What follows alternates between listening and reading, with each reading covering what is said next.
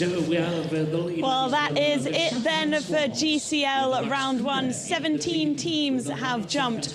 4 teams are on a double clear, but it's not just 4 teams, it's 4 key teams on a double clear. Cannes Stars, who are currently lying second in the championship. Shanghai Swans, who are in third in the championship. Prague Lions, fourth in the championship. And Basel Cosmopolitans, who are seventh in the championship. All these teams are here to play. They do not want to lose their position in the championship, and they came through as strongly as possible. Let's have a look at the results table after GCL round 1, after our 17 teams have jumped that difficult first round course. Shanghai Swans are in front, a very quick round, particularly from Ben Mayer there. I think he's one of the fastest of the day. Cannes Stars, powered by the Iron Dames, are in second position, and the Prague Lions, powered by Czech Equestrian Team, are currently in third, with Basel Cosmopolitans just behind in fourth. New York Empire follows, Madrid in Motion, Monaco Comets,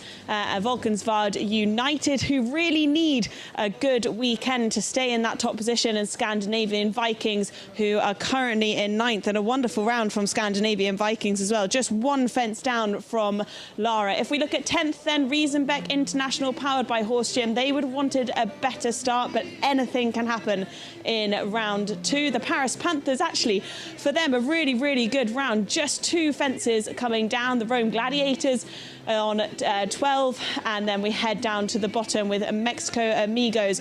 Saint-Tropez Pirates in 16th there as well. They were eliminated after Duarte Seabra fell off just before his round. Very, very unusual to see that, and what a shame after Gregory Cotard has done such a wonderful job in glowing there as well. But the Basel Cosmopolitans, who we've seen in the past in London, they came second on the podium and they climbed from quite near the bottom, but today they are near the top. A double clear from the Basel Cosmopolitans, and our reporter Dan Strange went to go and catch up with Andreas Gau.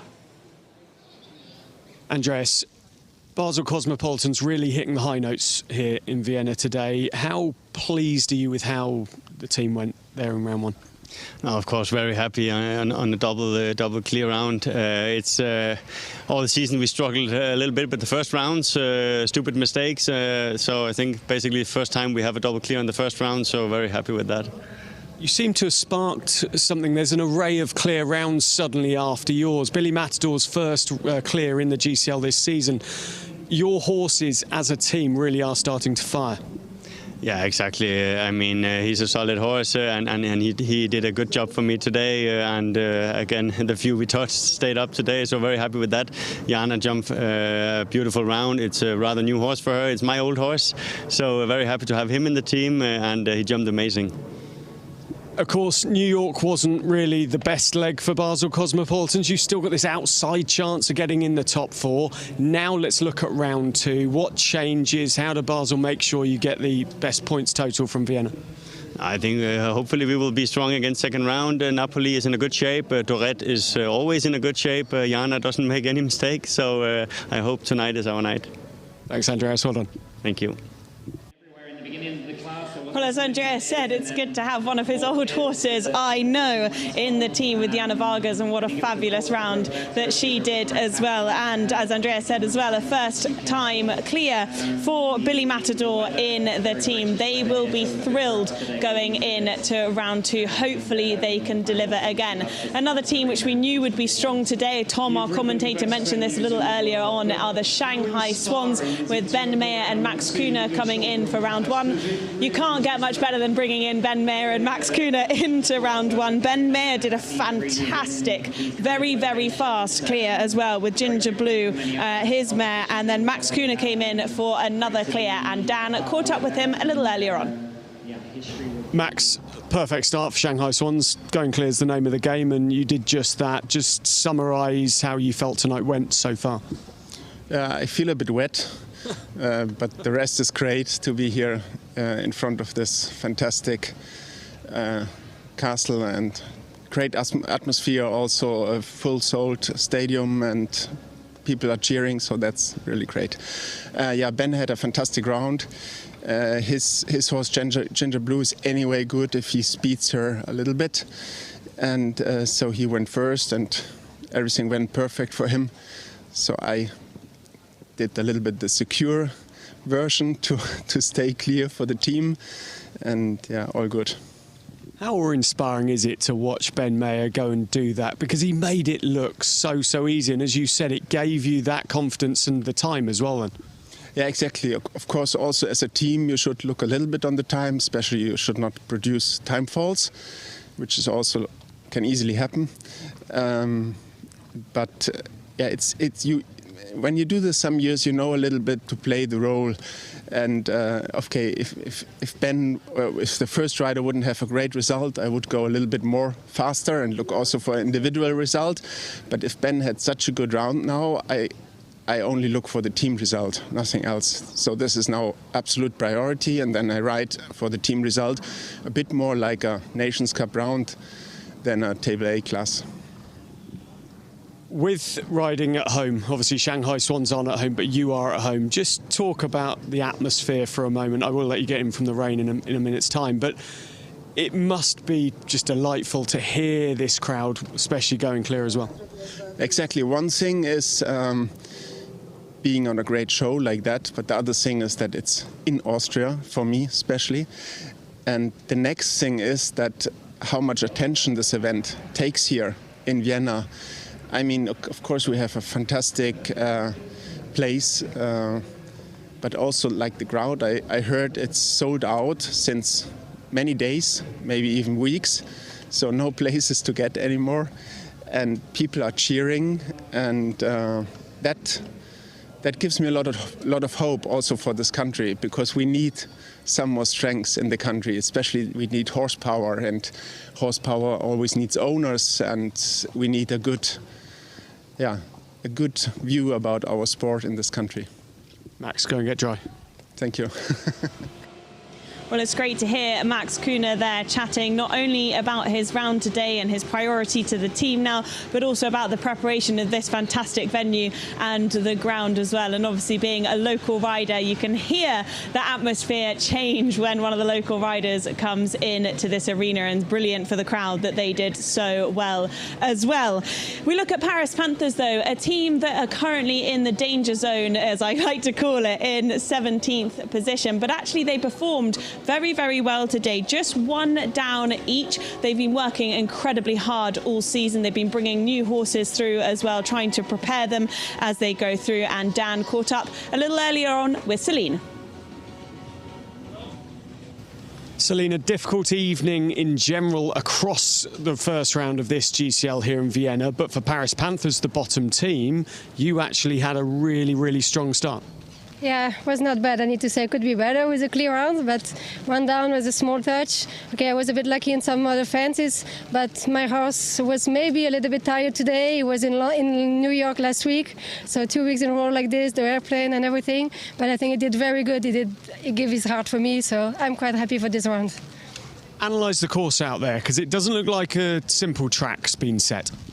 No, I don't think it's really big, but fences, we can touch the fences everywhere, very technical. You have some option to go in, out, and always a little bit, you need to know about your horse, what you can do if you go really for your team, for individual. So a lot of choose, I need to say. Just a word on your teammate Guido. Him and Gentleman, they seem to turn up all the time and really chip away in this Global Champions League. How impressed are you with how they've gone this season? Oh, I'm very impressed about Guido, because if you can see him end of last year, when we start working together, I need to say he was never able to do this kind of round. The way he's jumping, the way he's doing, and we are very proud of the job he's doing all the season actually. 17th, if you finish there in the season, means you miss the GC playoffs in Prague. This could be a really good opportunity to pick up vital points tonight. Yeah, we're going to try. Unfortunately, our team, we knew from the beginning our team was not really a strong team, because we had not so many professional riders, but more amateur riders. And during the season, some horses were sold, some riders don't appear anymore. So actually, I need to push myself a lot, Guido as well, Clara Bezzodi as well. So we try to do our best to be here, to take experience, and to don't go too much on the red with our horses. Horse changes in the second round. What's the plan? No, we need to stay with the same horses, both of us. Good luck. Thank you, we need it. Well, great to hear from Celine there, and it really has been a very eventful GCL round one, and someone who's been rather busy at chatting through every single rider is Tom Frey next to me now, running up to studio to talk through it all. What struck you most about round one? Was the whole course, like what jumping it took. You had to be foot perfect everywhere, and there was absolutely no forgiveness. The fences were just so careful. I thought the course builder did a fantastic job. You know, we saw the first teams come in. It was very horse friendly. It was very precise. It took some really good riding.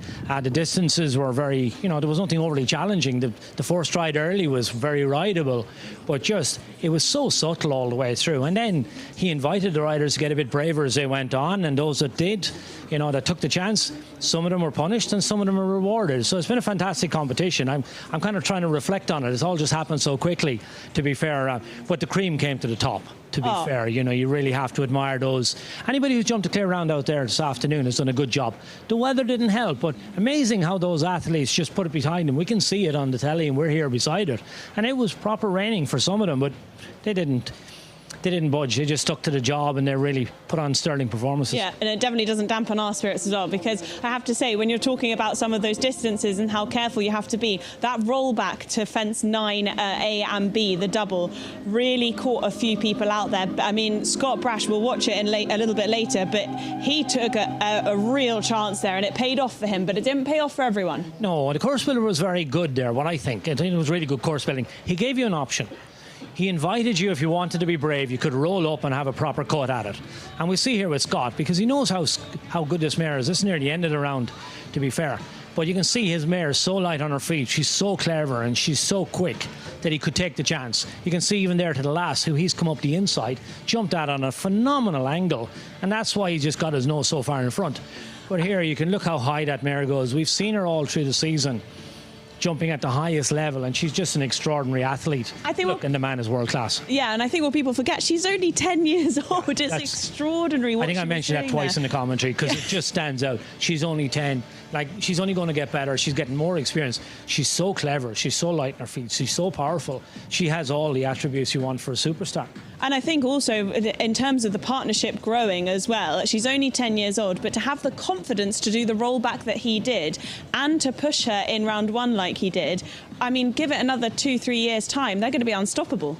Yeah, and what you're really going to see now is Scott has a string of horses whereby he can protect her. And he can use her where it really suits her. She's not going to be asked to do things that she's not able to, because this man is such a talent, but he's got so much experience now. And that's why he's one of the top riders in the world and has all those medals and accolades and ribbons that he has, because his ability to place those horses in the right class and ask the right questions and never over test the horses. And that's the secret to success for these really talented guys. I'd like to see how full his trophy cabinet is at home. Actually, he must have quite a few. But another team that did so brilliantly well then were the Cannes Stars, powered by Iron Dames. They really, really needed some crucial points in the championship here for the stage 13 of the Global Champions League. Both of them came in, both very different horses as well. Let's just start here with Katrin Eckermann and Chao Li, and just tell me a little bit about her round. Chao Li was just a joy to watch. Look at the athleticism of this horse and the energy, but the intelligence. Katrin is such a world talent. I mean, the way she rides this horse and allows it to run and travel. It looks like a really difficult horse to sit on. It's so elastic over the fence. It really uses body. You can see here, look where she is. Look how it stretches the length of rein, the use of its back, and the way it hinges then behind. That's a roller coaster to sit on, and she's done it brilliantly.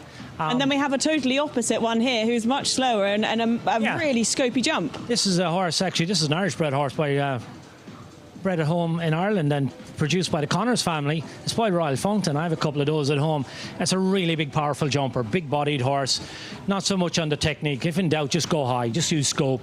Yana, of course, is an outstanding rider herself, and she manages beautifully as well. You can see he's a big guy, but such a conscience as well, and so intelligent. Look what he does with his knees there. He's just a real power jumper, but an intelligent one at that.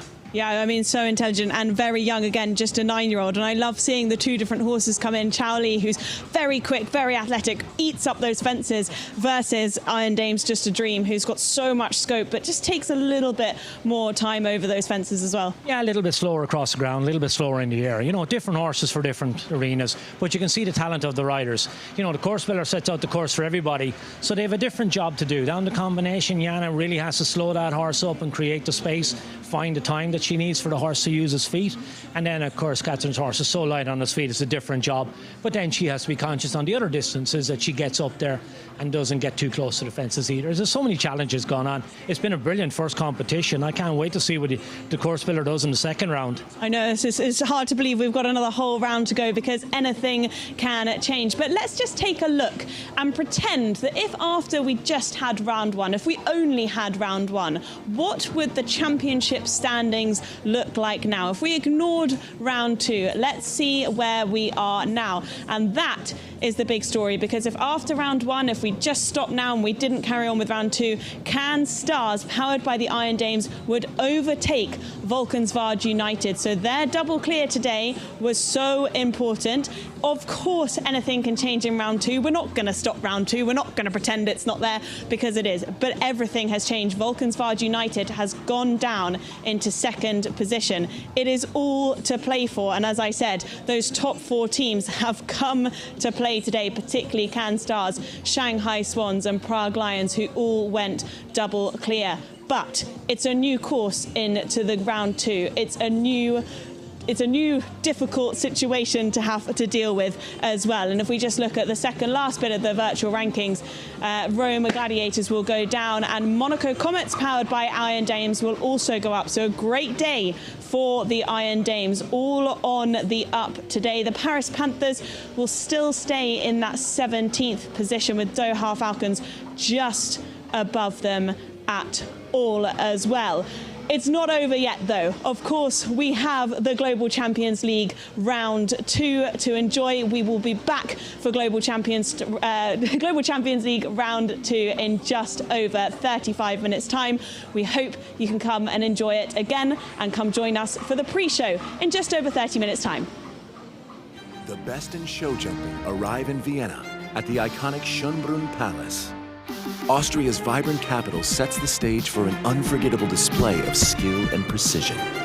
Riders and horses face new challenges in this stunning city.